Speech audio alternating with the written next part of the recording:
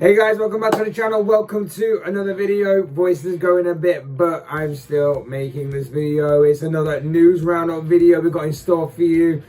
There's only really one place to begin, but before we begin with that news, I'd like to remind you all to please like the video and also subscribe for new. Both things always and forever be greatly appreciated. But for now, let's get back to talking about the news headlines, the biggest news headlines that are happening within the world of football right now. And like I say, there is only one place to begin. We're diving headfirst into it. It's the Premier League's return. The Premier League officially returned last night. It will return over the weekend. All 20 teams are in action as obviously the season is kicking off again. The season is restarting ahead of what is set to be another exciting campaign in store for everybody involved. And last night, like I say, it was back with a bang. Brentford arrived in the Premier League and they arrived in style, beating Arsenal 2-0 Friday night to pick up their first 3 points of the season and their first 3 points as a Premier League club.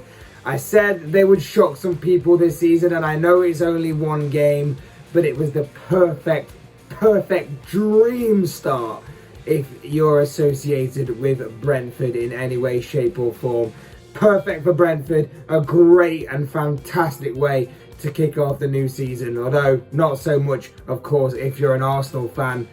Talk about setting the tone for the new season. Not a great way to begin if you're anyway associated with the Gunners at all. Moving on to Saturday, Manchester United cruised to a 5-1 victory over Leeds in today's lunchtime kickoff.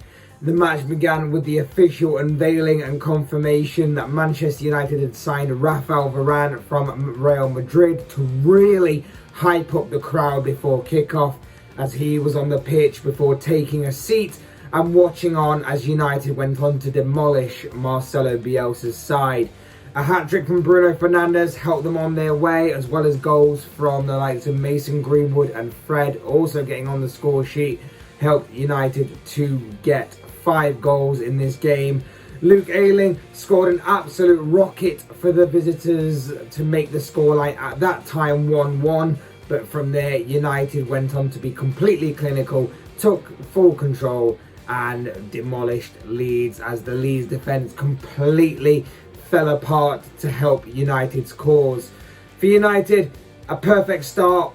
For Leeds, hopefully this is just a one-off kind of game. This is a similar scoreline, if you remember, to the game that happened at Old Trafford last season, where Leeds, of course, lost 6-2. Hopefully for them, a bit of a blimp. But for United, an excellent start.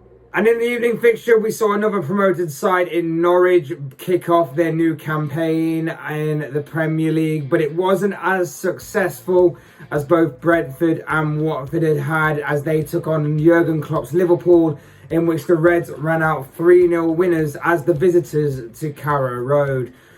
Diego Jota got the ball rolling for the Reds inside the opening half an hour, and in the second half, substitute Roberto Firmino doubled Liverpool's lead. Mohamed Salah, who had assisted both Jota and Firmino in getting their goals, got a goal himself later on as he rounded off what was a very strong and very good Liverpool performance. Like I say, solid performance all around. Every Reds player worked hard, knew their jobs and played their part very well.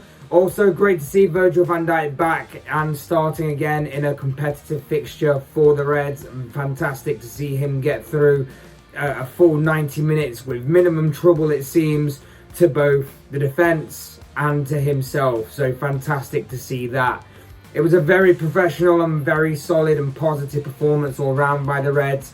But as for Norwich, bit of a free swing this one. Nobody was really expecting them to pick up anything from this game, and as that proved, it proved to be.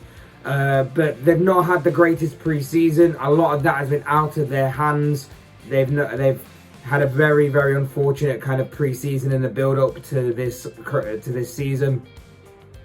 And it ain't going to get any better either. It doesn't look like it's going to get any better because they've got a very tough start to this campaign. But fingers crossed for them that they can recover quickly and obviously look to try and progress forward in this league. Elsewhere in the Premier League today, we saw the successful return of Watford as they beat Aston Villa 3-2, sending Villa a big reality check in the process following their summer of an ambitious and very seemingly positive spending spree. Jamie Vardy was the difference maker as Leicester beat Wolves at the King Power Stadium. Everton came from a goal down to beat Southampton 3-1 as the Rafael Benitez era at Goodison Park began. Brighton also came from a goal down to beat Burnley 2-1, whilst Chelsea strolled to victory over Patrick Vieira's Crystal Palace, with the Blues winning 3-0 at Stamford Bridge. Elsewhere in the headlines today, Barcelona came out with some sort of positive news to go forward with. Of course, the club is still reeling from the loss of one Lionel Messi, but of course, life continues. And like I say, some slightly positive news came out of the club today. They announced that Gerard Piqué has took one for the team and taken a substantial pay cut with the club, and as a result, that has allowed the club to now be able to register the likes of Memphis Depay and Eric Garcia, who of course signed for Barcelona on free transfers this summer, but due to the financial situation that Barcelona of course find themselves in, were unable to be instantly registered to the club, to La Liga, for the forthcoming campaign. We wait and see, of course, how the club continues to navigate through these difficult times, but at least this is some sort of positive news for the Spanish Giants. And finally, we move on to news about the Tammy Abraham situation, the latest developments in this story. We talked about this a few days ago, that allegedly Chelsea had accepted a bid from Italian side Roma for the 23-year-old. Today, Fabrizio Romano has come out and stated that Roma have an agreement in place with Chelsea for Tammy Abraham, 40 million euros plus add-ons on a permanent deal. Chelsea want a buyback clause included, but Tammy has not yet accepted. Roma are pushing. Jose has called him. Arsenal are still in the race. Now, given how Arsenal played the other night, maybe the interest in him intensifies a little from Arsenal's point of view, but then again, maybe Abraham's interest in going the other way and going to Arsenal possibly is completely gone after seeing the performance from the Gunners against Brentford. Either way, if he does want to move to Arsenal still, if he does end up going to Roma and teaming up with Jose Mourinho over there, it'll be an interesting few days and few weeks ahead for one Tammy Abraham as he best decides what is best for his future. But of course, as I always say, these are just the thoughts, comments, opinions, predictions, whatever you want to call it, of this guy. I want to know what you guys think on any of the stories that I've talked about in this video.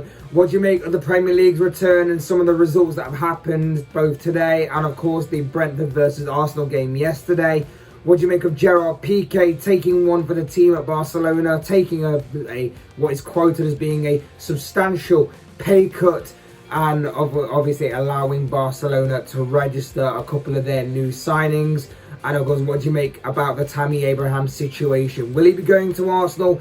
Will he be going to team up with Jose Mourinho in Rome with Roma next season? I'd love to know your thoughts, comments, opinions, predictions, whatever you want to call it, on any of the news stories that I've talked about in this video down in the comment section below, because I'm sure they'll all make it interesting reading.